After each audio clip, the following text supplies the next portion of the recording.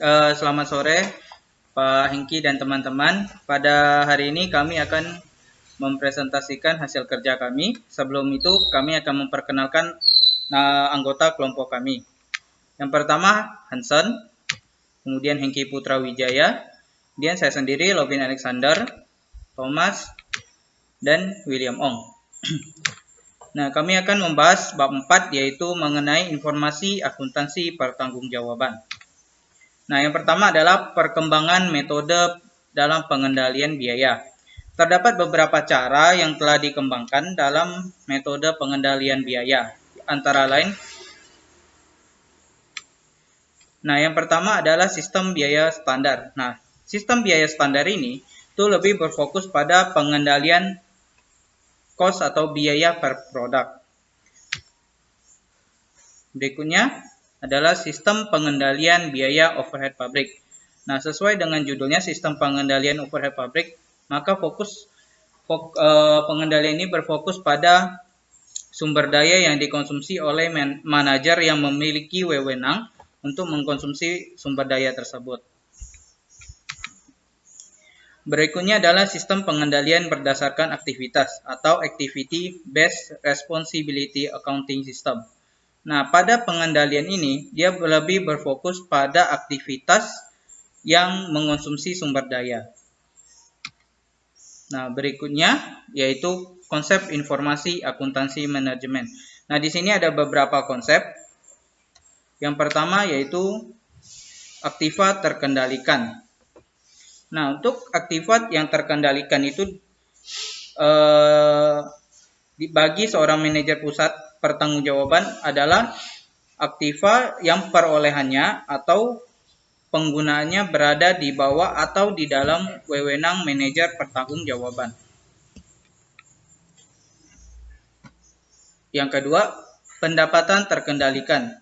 Nah, di sini pertanggungjawaban pendapatan yang diperoleh suatu pusat pertanggungjawaban tidak begitu sulit pelaksanaannya. Nah, dikarenakan pendapatan mudah untuk diidentifikasi dengan manajer yang bertanggung jawab di dalam memperolehnya. Berikutnya adalah biaya terkendalikan. Nah, terdapat beberapa pedoman untuk menetapkan biaya dapat dibebankan sebagai tanggung jawab seorang manajer pusat pertanggungjawaban. Nah, yaitu yang pertama, jika seorang manajer memiliki wewenang baik dalam pemerolehan dan penggunaan jasa, maka ia harus dibebankan dengan biaya jasa tersebut. Yang kedua adalah jika seorang manajer dapat secara signifikan itu mempengaruhi jumlah biaya tertentu melalui tindakannya sendiri, maka ia dapat dibebani biaya tersebut. Nah, kemudian yang ketiga adalah meskipun seorang manajer itu tidak secara signifikan mempengaruhi jumlah biaya tertentu, melalui tindakannya sendiri, ia juga dapat dibebani biaya tersebut. Nah, jika manajer puncak atau manajemen puncak menghendaki agar ia menaruh perhatiannya, sehingga ia dapat membantu manajer lain yang bertanggung jawab untuk mempengaruhi biaya tersebut. Nah, kemudian ada pengubahan biaya tidak terkendalikan menjadi biaya terkendalikan. Nah, biaya tidak terkendalikan ini dapat diubah menjadi biaya yang terkendalikan. Nah, di sini ada dua cara yang bisa digunakan. Yang pertama adalah dengan mengubah dasar pembebanan dari alokasi ke pembebanan langsung. Atau dengan cara yang kedua, yaitu dengan mengubah letak tanggung jawab pengambilan keputusannya. Nah, kemudian yang berikutnya adalah anggaran biaya sebagai tolak ukur pengendalian biaya. Nah, di dalam proses penyusunan anggaran, setiap manajer harus berpartisipasi di dalam penyusunan anggaran. Nah, oleh karena itu, masing-masing manajer akan diminta pertanggungjawaban mengenai realisasi anggarannya. Hal ini dikarenakan tidak semua biaya yang terjadi di dalam satu bagian dapat dikendalikan oleh manajer pusat pertanggungjawaban tersebut. Maka dari itu, hanya biaya-biaya terkendalikan saja yang harus dipertanggungjawabkan olehnya.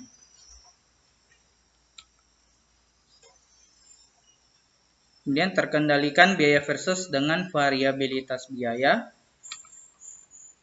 Kemudian permasalahan pemecahan masalah tanggung jawab ganda atau dual responsibility. Nah, di dalam permasalahan serta pemecahan masalah, di sini permasalahan di dalam tanggung jawab ganda itu ada dua, biasa umumnya ya. Itu adalah masalah pengumpulan data biaya. Nah, kenapa masalah pengumpulan data biaya? Karena kalau tanggung jawab ganda di sini kan berarti ada suatu biaya, ada dua manajer yang bertanggung jawab di sini. Nah, ketika terdapat satu biaya, nah mereka akan bingung ini mau dibebankan kepada manajer yang mana. Makanya ini menjadi sebuah masalah. Kemudian yang kedua adalah masalah pembebanan tanggung jawab atas biaya unit organisasi penghasil jasa. Nah, untuk pemecahan masalah, nah di sini juga terdapat dua cara dalam memecahkan masalah tanggung jawab ganda yang tadi saya sebutkan. Nah, yaitu yang pertama, itu dengan membebankan biaya hanya kepada unit organisasi penghasil jasa, itu sebagai pusat pertanggungjawaban utama, tanpa perlu membebankan tanggung jawab biaya tersebut kepada pusat-pusat pertanggungjawaban pemakai jasa, dikarenakan tidak ada dasar yang objektif. Nah, maka seperti yang saya bilang, tidak ada dasar objektif, maka hal langsung dibebankan kepada pusat penanggung jawab pertama atau penanggung jawab utama. Nah, kemudian cara yang kedua yaitu dengan membebankan biaya kepada unit organisasi penghasil jasa. Di sini sebagai pusat pertanggungjawaban utama dan membebankan biaya tersebut kepada unit organisasi pemakai jasa berdasarkan dasar yang objektif. Kemudian berikutnya adalah manfaat dari informasi akuntansi pertanggungjawaban. Di sini ada beberapa manfaat. Nah, itu yang pertama adalah di sini informasi akuntansi pertanggungjawaban sebagai dasar penyusunan anggaran. Kemudian yang kedua adalah informasi akuntansi pertanggungjawaban sebagai penilai kinerja manajer pusat pertanggungjawaban. Kemudian informasi akuntansi pertanggungjawaban sebagai pemotivasi manajer.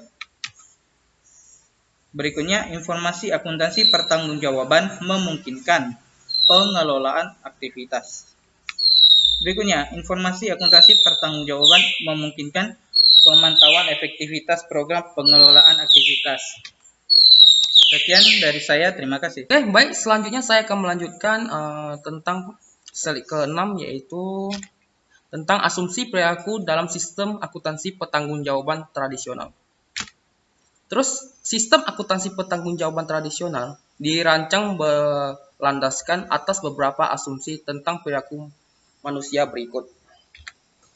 Yang pertama itu tentang pengelolaan berdasarkan penyimpanan atau management by extraction, merupakan pengendalian operasi secara efektif yang memadai. Terus apa sih maksudnya? Maksudnya itu adalah agar manajemen lebih efektif mengelola perhatian pengendalian aktivitas organisasi. Mereka juga harus memusatkan perhatian di bidang yang di dalamnya terdapat penyimpanan hasil sesungguhnya dari sasaran yang dianggarkan atas sasaran standar. Terus yang kedua itu adalah pengelolaan berdasarkan tujuan atau management by objective. Apa sih maksudnya? Pengelolaan berdasarkan tujuan atau sering disebut MBO, yang merupakan serangkaian prosedur formal atau setengah formal yang dimulai dengan penetapan sasaran dan dilanjutkan melalui review kinerja. Terus yang ketiga itu adalah struktur pertanggungjawaban sesuai dengan struktur hierarki organisasi. Apa sih maksudnya? Maksudnya itu adalah struktur tanggung-jawaban sesuai dengan hierarki, yaitu organisasi sesuai dengan pertanggungjawaban menganggap bahwa pengendalian organisasi dapat memikat dengan cara menciptakan jaringan pusat pertanggungjawaban yang sesuai dengan struktur formal perusahaan. Terus yang keempat itu adalah penerimaan tanggung jawab. Apa sih maksudnya? Maksudnya adalah kesediaan para manajer perusahaan bertanggung jawab untuk menerima tanggung jawab yang diberikan kepada mereka. Kesediaan para manajer dalam menerima tanggung jawab tergantung atas persepsi mereka terhadap kebijakan yang pengendalian memiliki atas sumber daya manusia dan sumber daya fisik yang diperlukan untuk menyelesaikan tugas yang dibebankan kepada mereka. Terus yang terakhir itu adalah sistem akuntansi pertanggungjawaban mendorong kerjasama bukan kompetensi. Apa sih maksudnya? Maksudnya adalah akuntansi pertanggungjawaban memperbaiki kerja sama dengan perusahaan dengan cara memperlihatkan kepada para manajer posisi aktivitas mereka masing-masing dalam aktivitas perusahaan secara keseluruhan dan dengan cara memperjelas sasaran dan hendak dicapai secara bersama-sama. Seterusnya adalah tentang cost management versus activity management.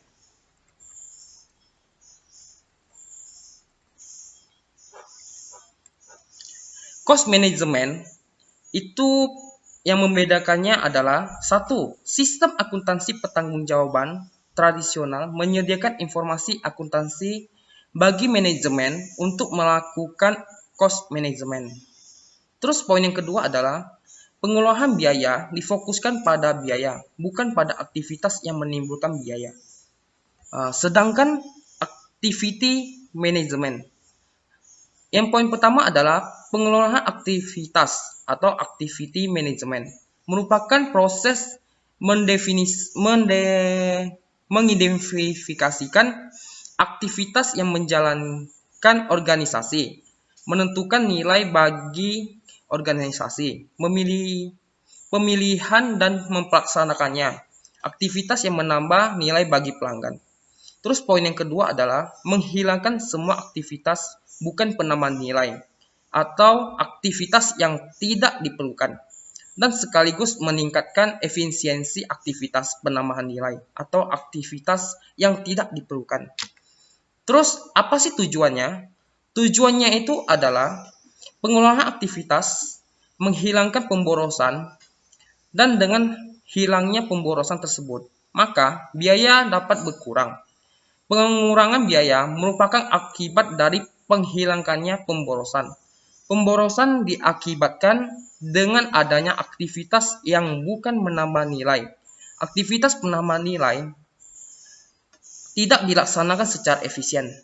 Dengan demikian, fokus pengelolaan aktivitas adalah penyebab terjadinya biaya itu sendiri untuk menghilangkan aktivitas bukan penambahan nilai dan untuk memperbaiki aktivitas penambahan nilai yang akibatnya adalah menurunkan biaya. Terus dalam kegiatan manufaktur terdapat 5 golongan aktivitas bukan penambahan nilai.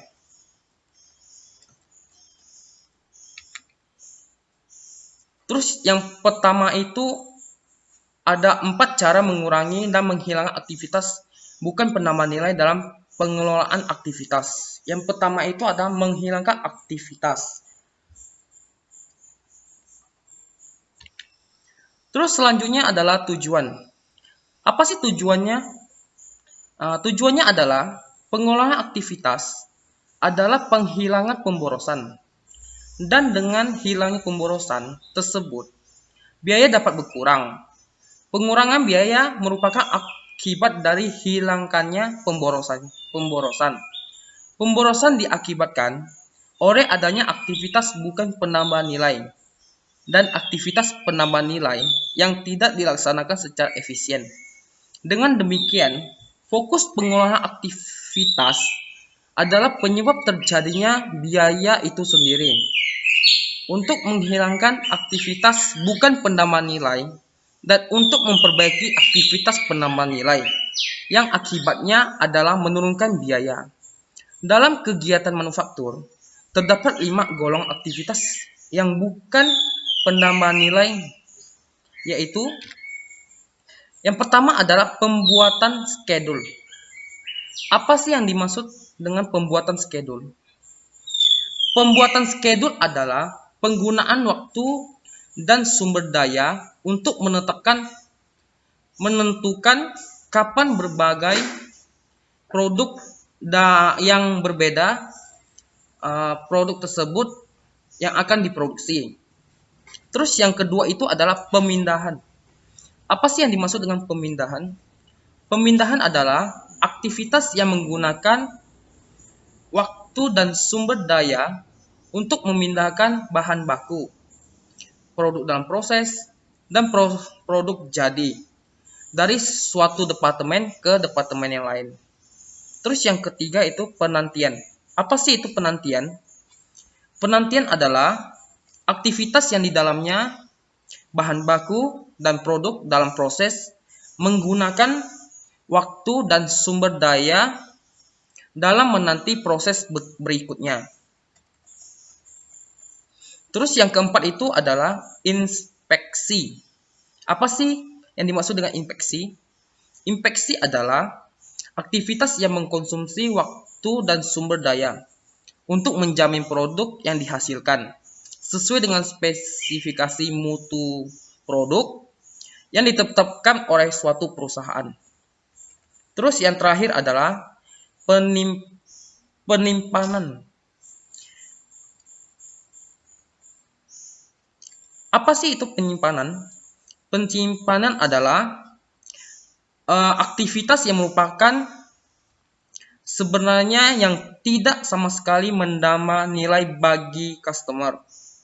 Sehingga dalam jangka panjang harus dihilangkan proses pembuatan produknya.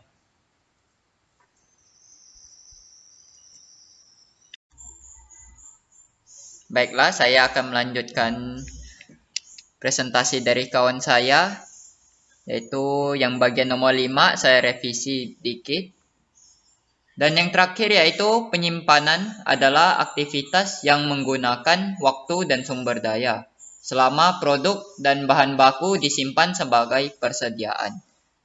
Dari kelima golongan aktivitas tersebut merupakan aktivitas yang sebenarnya tidak menambah nilai bagi customer, sehingga dalam jangka panjang harus dihilangkan dari proses pembuatan produk. 4 cara untuk mengurangi dan menghilangkan aktivitas bukan penambahan nilai dalam pengelolaan aktivitas. Yang pertama, penghilangan aktivitas. Kedua, pemilihan aktivitas. 3, pengurangan aktivitas. Yang terakhir, pembagian aktivitas.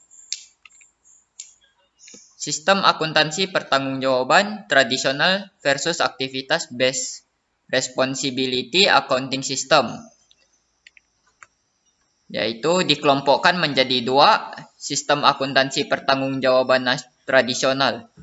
Sistem akuntansi pertanggungjawaban tradisional memfokuskan pengendaliannya terhadap biaya dengan cara menghubungkan biaya dengan manajer yang memiliki wewenang atas terjadinya biaya. Yang kedua, activity based responsibility accounting system. Itu memfokuskan pengendaliannya terhadap aktivitas yang menyebabkan terjadinya biaya dengan cara menghubungkan biaya dengan aktivitas penambah dan bukan penambah nilai, sehingga manajemen dapat merencanakan program pengelolaan aktivitas dan memantau dampak program tersebut terhadap pengurangan biaya. Sistem akuntansi pertanggungjawaban tradisional memiliki 4 karakter. Yang pertama, adanya identifikasi pusat pertanggungjawaban. Sebagai unit organisasi seperti departemen, keluarga produk, tim kerja, atau individu. Sistem akuntansi pertanggungjawaban tradisional membebankan tanggung jawab kepada individu yang diberi wewenang. Tanggung jawab dibatasi dalam satuan keuangan, seperti biaya. Yang kedua, standar sebagai tolak ukur kinerja. Biaya standar dan anggaran merupakan ukuran kinerja manajer pusat pertanggungjawaban dalam mewujudkan sasaran yang ditetapkan dalam anggaran. Yang ketiga, kinerja manajer diukur dengan membandingkan realisasi dengan anggaran.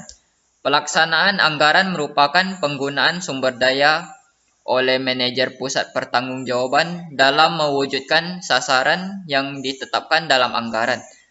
Penggunaan sumber daya ini diukur dengan informasi akuntansi pertanggungjawaban yang mencerminkan ukuran kinerja manajer pusat pertanggungjawaban dalam mencapai sasaran anggaran. Yang terakhir, manajer secara individual diberi penghargaan atas hukuman berdasarkan kebijakan manajemen yang lebih tinggi. Sistem penghargaan dan hukuman dirancang untuk memacu para manajer dalam mengelola biaya untuk mencapai target standar biaya yang dicantumkan dalam anggaran. Atas dasar evaluasi dianggarkan, para manajer secara diberi penghargaan dan atau hukuman menurut sistem penghargaan dan hukuman yang ditetapkan. Activity Based Responsibility Accounting System menitik beratkan pertanggungjawaban aktivitas, bukan pertanggungjawaban biaya. Biaya terjadi sebagai akibat adanya aktivitas. Oleh karena itu, jika fokus pengendalian biaya diubah dari yang semula dipusatkan terhadap biaya, sekarang dipusatkan terhadap penyebab terjadinya biaya aktivitas, maka aktivitas based responsibility accounting bersifat menyeluruh atau sistem wide dan merupakan pendekatan menyeluruh dalam pengendalian biaya. Pelaporan biaya dalam akuntansi pertanggungjawaban tradisional. Untuk kepentingan pengumpulan informasi, akuntansi pertanggungjawaban setiap pusat pertanggungjawaban terdapat dalam struktur organisasi yang diberikan kode, disebut kode organisasi atau yang bisa disebut organization code. Dengan struktur kode berikut sebagai berikut. Yang pertama ada jenjang organisasi dibagi menjadi 3 tingkat. Direksi, tingkat departemen, dan tingkat bagian.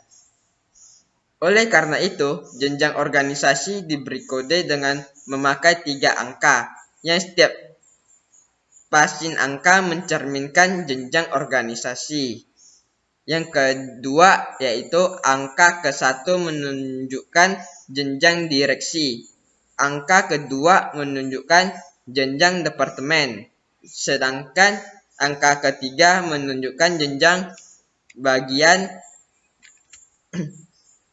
Selanjutnya yaitu pengumpulan biaya untuk pembuatan laporan. Biaya produksi. Perhitungan biaya produksi hanya menyangkut perhitungan biaya pusat. Pusat pertanggungjawaban yang berada di bawah kode 200, direksi produksi. Perhitungan kas produk dilaksanakan melalui tahap-tahap sebagai berikut. Yang pertama yaitu alokasi biaya overhead pabrik, departemen pembantu ke departemen produksi. Yang kedua yaitu perhitungan kos produksi, bagian persiapan, bagian pengolahan, dan bagian penyelesaian. Yang pertama yaitu alokasi biaya overhead pabrik, departemen pembantu ke departemen produksi. Tahap pertama yaitu perhitungan kos produk adalah menghitung alokasi biaya overhead pabrik yang terjadi pada pusat-pusat pertanggungjawaban pembantu ke dalam pusat jawaban produksi. Dalam struktur organisasi pada pusat pertanggungjawaban pembantu terdiri dari yang pertama ada direktur produksi, yang kedua ada departemen produksi, yang ketiga departemen teknik, lalu ada bagian perencanaan dan pengawasan produksi, bagian listrik dan air, lalu ada juga bagian penerimaan, ada juga bagian gudang. Yang kedua, pasar pertanggungjawaban produksi terdiri dari bagian persiapan, bagian pengolahan, bagian penyelesaian. Dan yang kedua yaitu B, perhitungan cost produk. Perhitungan cost produk di bagian persiapan dilakukan dengan cara menjumlahkan biaya berikut ini, yaitu biaya yang langsung terjadi di bagian persiapan, biaya overhead pabrik yang dialokasikan dari pusat pertanggungjawaban pembantu ke bagian persiapan. Lalu penghitungan kas produksi bagian pengolahan dan bagian penyelesaian dilakukan sama dengan perhitungan kos produksi. Baiklah, saya akan melanjutkan presentasinya. Kali ini saya akan membahas tentang pembebanan tanggung jawab biaya dalam sistem akuntansi pertanggungjawaban tradisional. Di sini, proses penyusunan anggaran selalu menghadapi masalah penentuan wewenang manajer atas suatu biaya penentuan. Apakah suatu biaya terkendalikan oleh manajer tertentu seringkali menjadi sulit jika jasa yang dihasilkan oleh suatu unit organisasi dipakai oleh unit organisasi lainnya. Contohnya, biaya departemen listrik yang dinikmati manfaatnya oleh departemen produksi dan departemen-departemen lain dalam perusahaan. Jika terkendalinya biaya didasarkan pada biaya yang dikeluarkan, maka manajer departemen listrik dibebani tanggung jawab atas terjadinya biaya listrik tersebut. Hal ini karena biaya listrik dikeluarkan oleh departemen listrik, sedangkan departemen produksi dan yang lainnya yang menikmati pemakaian listrik tersebut tidak dibebani tanggung jawab biaya listrik. Tetapi sebaliknya, jika terkendalikannya sumber daya berdasarkan pada sumber daya yang dikonsumsi, maka manajer departemen produksi dan lain-lainnya yang menikmati sumber daya listrik akan dibebani biaya listrik tersebut karena biaya listrik tersebut digunakan oleh departemen produksi dan lain-lain. Kemudian, sistem akuntansi pertanggungjawaban tradisional menitik beratkan pada pengendalian yang didasarkan pada biaya yang dikeluarkan.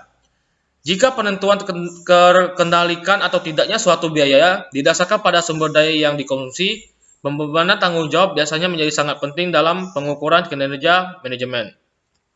Kemudian berikutnya, pembebanan tanggung jawab biaya dan perilaku yang dituju. Contohnya, biaya departemen listrik dapat ditetapkan sebagai tanggung jawab penuh manajer departemen listrik dan tidak dialokasikan ke departemen produksi yang memakai listrik.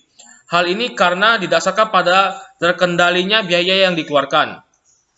Maka manajer departemen listrik dibebani tanggung jawab atas terjadinya biaya listrik tersebut. Karena biaya listrik dikeluarkan oleh departemen listrik, sedangkan departemen produksi dan lainnya yang menikmati pemakaian listrik tersebut tidak dibebani tanggung jawab listrik tersebut. Tetapi hal ini dapat dialokasikan ke departemen lain dengan dasar alokasi tertentu. Berikutnya, tanpa pembebanan tanggung jawab biaya. Akuntansi pertanggungjawab tradisional menetapkan terkendalinya biaya atas dasar biaya yang dikeluarkan. Dalam sistem akuntansi pertanggungjawaban tradisional, dapat dicontohkan biaya departemen listrik sebesar 5 juta per tahun. Hal ini tidak ditanggung oleh departemen produksi atau yang lainnya, karena biaya listrik tersebut menjadi tanggung jawab departemen listrik dan biaya tersebut tidak dialokasikan ke departemen produksi dan yang lainnya, sehingga bukan menjadi tanggung jawab departemen produksi dan lain-lainnya. Kemudian berikutnya, dengan pembebanan tanggung jawab biaya, akuntansi pertanggungjawaban tradisional yang lebih maju menetapkan terkendalinya biaya atas dasar sumber daya yang dikonsumsi. Contohnya seperti yang sebelumnya, biaya listrik yang sebesar 5 juta per tahun. Oleh karena sistem tanggung-jawaban tersebut, biaya listrik tersebut menjadi tanggung jawab bagi departemen yang menggunakan listrik seperti departemen produksi. Karena departemen tersebut menggunakan listrik. Oleh karena itu, dalam sistem akuntansi pertanggungjawaban ini, biaya departemen listrik ditanggung oleh departemen produksi dan dilaporkan sebagai biaya terkendalikan di departemen tersebut. Kemudian berikutnya, rekayasa informasi pertanggungjawaban dalam activity responsibility accounting. Untuk memungkinkan manajemen melakukan pengelolaan aktivitas, sistem akuntansi pertanggungjawaban harus memisahkan biaya penambahan nilai dan biaya bukan penambahan nilai. Hal ini diperlukan agar manajemen yang pertama dapat memusatkan perhatian mereka terhadap pengurangan dan akhirnya penghilangan biaya bukan penambahan nilai. Kemudian yang kedua, menyadari besarnya pemborosan yang sekarang terjadi. 3. Memantau efektivitas program pengolahan aktivitas dengan menyajikan biaya bukan penambah nilai kepada manajemen dalam bentuk perbandingan antar periode. Terima kasih, ini saja yang dapat kami sampaikan. Selamat malam.